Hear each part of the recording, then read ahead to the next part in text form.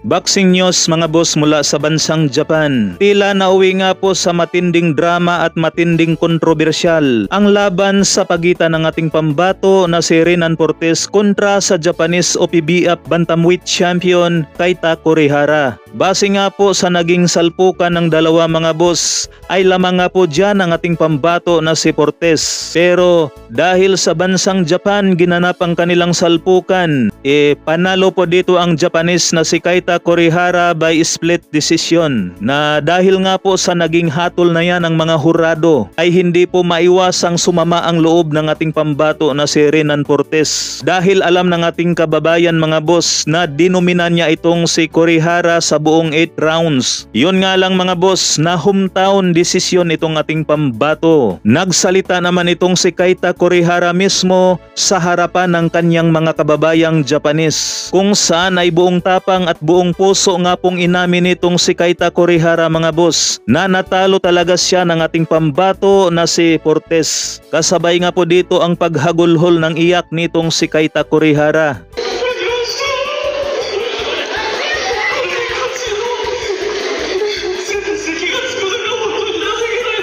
Nilapitan din nitong si Keita Kurihara ang ating pambato para humingi ito ng tawad. Na yun nga po mga boss, hindi na maibabalik pa ang hatol ng mga hurado. Samantala pambato natin na si Vincent Astrolabio, lalo nga po itong nag-init kay Kuya Lods Jason Casimero. Base nga po rito sa bagong pinos ni Astrolabio mga boss, kung saan sinabi nga po nitong si Astrolabio na dahil siguro dito sira na ang utak mo, Cuadro Alas, it's my boy. Dami mong alam, sa lahat ng nakilala kong expert sa boxing, ikaw yung maraming alam. Kasabay naman dito sa pagpost na ito ni Astrolabio ang litrato ni Jason Casimero na galing pa ito noon sa bugbog. At sabi pa ni Vincent Astrolabio mga boss, kung ako sa'yo Kuya Lod sa Kalam, magturo ka na lang ng fitness dahil ang tinuro mo sa iyong kapatid ay pang fitness lang talaga. Bagong post lang ito ni Vincent Astrolabio mga boss, kaya hindi pa natin alam kung nababasa na ito ni Kuya Lods Jason Casimero. Well, dito sa social media mga boss ay uso talaga ang asaran at kantsawan, kaya kung sino ang mapipikon ay siya ang talo. Ganon din naman ang huling laban ni Cuadro Alas Casimero kontra kay Yukinori Ogoni ng Japan, kung saan ay nauwi nga po sa draw ang kanilang bakbakan mga boss. At matindi rin ang mga panglalait at pang-iinsulto